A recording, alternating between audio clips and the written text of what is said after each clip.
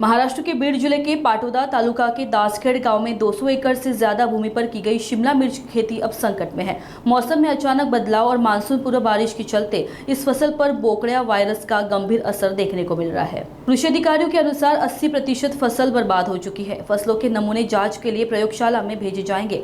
दासखेड़ के किसान गठ खेती के जरिए बड़े स्तर पर शिमला मिर्च उगाते हैं, लेकिन इस बार मौसम और वायरस दोनों ने इन्हें भारी नुकसान में डाल दिया है। तालुका कृषि अधिकारी ओमकार शेळके ने निरीक्षण किया और जल्द मदद का आश्वासन दिया। मध्ये 150 ते 200 एकर लागवड आहे शिमलाची। तर हा रोग म्हणजे रोप वगैरे लावले आम्ही, म्हणजे आम्ही गेल्या वर्षी असं समजलं होतं की आता गेल्या वर्षी आलाय हा रोग, पण आता ह्या वर्षी कमी होईल। पण काही आम्ही ह्या वर्षी क्षेत्र वाढवले आणखी, पण गेल्या वर्षी 150 160 70 असन, पण ह्या वर्षी जरा जास्त 200 एकर पर्यंत लागवड केलेली आहे।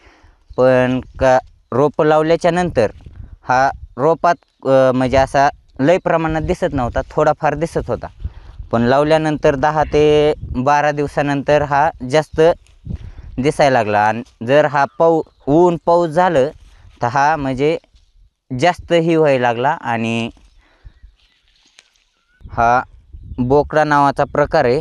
हा ह्याच्यामध्ये असं डायरेक्ट म्हणजे मिरची लागवडीनंतर डायरेक्ट आकडते, हा प्रकार असा होतो याचा।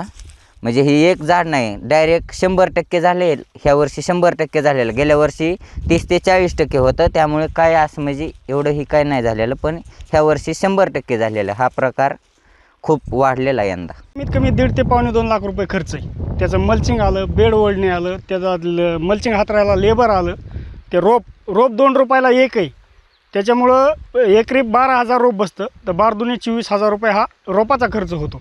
मल्चिंग 1800 ते 2,000 रुपयाला बंडल आहे, तर एक बंडल एकरी 6 बंडल लागतात। 6 दुने 12,000 रुपये मल्चिंगचा खर्च आहे। आणि कमीत कमी 20 ते 25,000 रुपये भेसळ डोसचं त्याला खत लागतं, त्याचा खर्च आहे।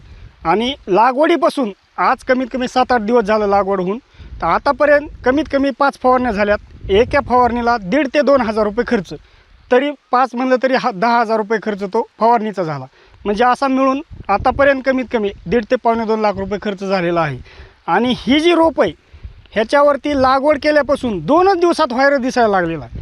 व्हायरस म्हणजे ही पूर्ण झाड असं आकडून जाते आणि ह्याची वाढ होणार नाही, ह्याला एकही मिरची येणार नाही, अशा प्रकारचं हे नुकसान आहे। आणि हे नुकसान कंपनीवाल्यांनी, इंडस 11 ही कंपनी आहे, कंपनीवाल्यांनी आणि नर्सरीवाल्यांनी हे नुकसान भरपाई करून द्यावी अशी आमची मागणी आहे सर्व शेतकऱ्यांची। तर नाही दिली तर आम्ही ही रीतसर कलेक्टर ऑफिसला जाऊन किंवा कुठेही याची कारवाई करणार आहोत। शेतकऱ्यांचा तक्रार आली होती की मोठ्या प्रमाणावर मिरचीवर व्हायरसचा रोग पडलेला आहे। त्यानुसार आज आम्ही फील्डला व्हिजिट केल्यानंतर असं लक्षात आलं की वातावरणाचा बदल आणि इतर गोष्टींमुळं रोग पडलेला आहे। 70-80% प्रमाणात नुकसान झालेलं आहे। यानंतर आम्ही बाकीचे पण फील्ड व्हिजिट करणार आहोत। शेतकऱ्यांचे खरेदी बिल, त्याच्यानंतरून त्यांचा 7/12 उतारा, त्यांचा तक्रारीचा अर्ज घेऊन आम्ही हा आमच्या तालुकास्तरीय कमिटीपुढे मांडणार आहे। त्यानंतरून विद्यापीठाचे सायंटिस्टची एक टीम येईल व त्यानंतर त्यांची पाहणी होईल व त्यानंतरून ते निष्कर्ष देतील, त्यानुसार पुढील योग्य कारवाई होईल।